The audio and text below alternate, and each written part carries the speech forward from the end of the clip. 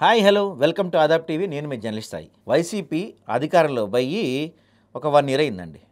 అక్కడి నుంచి మొత్తం సైలెంట్. పార్టీ అధినాయకత్వం దిశానిర్దేశం చేస్తూనే ఉంది. పాపం జగన్ తిరుగుతూనే ఉన్నాడు, కానీ జిల్లాలో నాయకులు మాత్రం మౌనవ్రతం పాటిస్తున్నారు. పార్టీ ఆదేశాలను ఏదో మొక్కుబడిగా చేస్తున్నారు అంతే. వైసీపీ అధినాయకత్వం అయితే మొత్తం 26 జిల్లాలకు అధ్యక్షులను నియమించింది. అంతేకాదు పార్టీ కార్యక్రమాలు ఎక్కడికక్కడ ఎవరికి వారికి రూపొందించాలని కూడా ప్లాన్ చేసింది. స్థానిక సమస్యల ఆధారంగా ప్రజల సమస్యల మీద నిరంతర పోరాటం చేయాలని కూడా కోరింది.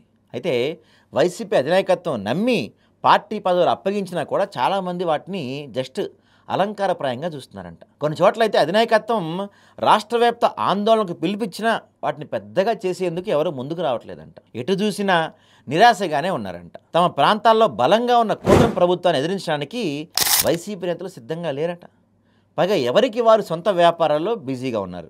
సో జిల్లాలో పార్టీ పరిస్థితి ఎలా ఉందో అని వైసీపీ అధ్యయనం చేయించిన నివేదికలు ఇప్పుడు అధినాయకత్వం వద్దకు వచ్చాయంట. చాలా చోట్ల అయితే జిల్లాలో బాధ్యతలు ఎవరైతే అధ్యక్షుడున్నారో వారు చురుగ్గా లేకపోవటం, క్రియాశీలకంగా లేకపోవటం ఈ యొక్క సర్వే రిపోర్ట్. ఇక నాయకులు లేకపోతే, లీడర్ లేకపోతే క్యాడర్ ఏం చేస్తుంది? వాళ్ళు కూడా డల్గానే ఉన్నారు.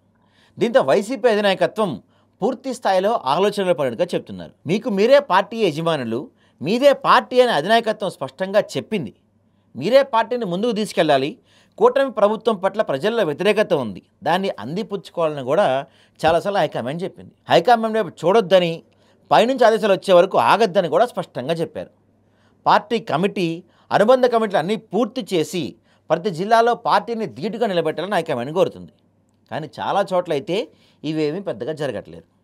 ఈ నేపథ్యంలో ఏదైతే మొత్తం ఒక సర్వే చేయించారో ఆ సర్వే రిపోర్ట్స్ మొత్తం పక్కన పెట్టుకొని ఏం చేయాలని చెప్పి పార్టీ ప్లాన్ చేస్తుందంట. పార్టీ బాధ్యతల పట్ల పెద్దగా ఆసక్తి లేని వాళ్ళు, చురుగ్గా ఎవరైతే జనంలో వెళ్ళట్లేదో వాళ్ళని పక్కన పెట్టేసి డెడికేటెడ్గా ఎవరైతే పార్టీ కోసం పనిచేస్తున్నారో వాళ్ళకి పదవులు ఇవ్వాలనుకుంటున్నారంట. చాలా జిల్లాల్లో చూస్తే మాజీ మంత్రులు, సీనియర్ నేతలకే పార్టీ పగ్గాలు అప్పగించారు.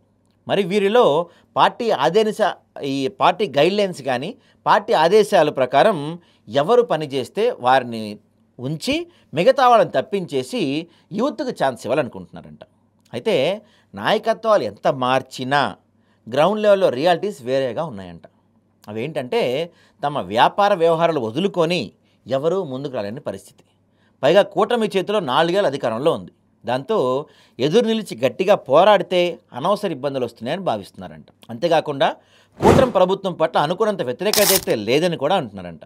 మొత్తానికి చూస్తే వైసీపీలో ఎలా ఉందా అంటే అధినేత జగన్ బయటికి వస్తేనే పార్టీ కనిపిస్తుంది, లేదా గప్చిప్. ఎందుకంటే జగన్ ఏదైనా జిల్లా పర్యటనకు వస్తే హడావిడి, గందరగోళం, ఈ పోలీసుల ఆపటాలు ఇవంతా కనపడుతుంది. ఆ జిల్లాలో ఆ 1-2 రోజులు కాస్త హడావిడి కనపడుతుంది.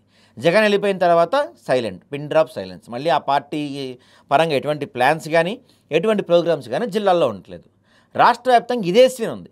ఇదే సీన్ కనుక ఎక్కువ కాలం కంటిన్యూ అయితే కేడర్ జారిపోయే పరిస్థితి కూడా ఉంది. మరి దీన్ని జగన్ ఎలా సాల్వ్ చేసి ముందుకెళ్తారనేది మాత్రం పెద్ద క్వశ్చన్ మార్కే.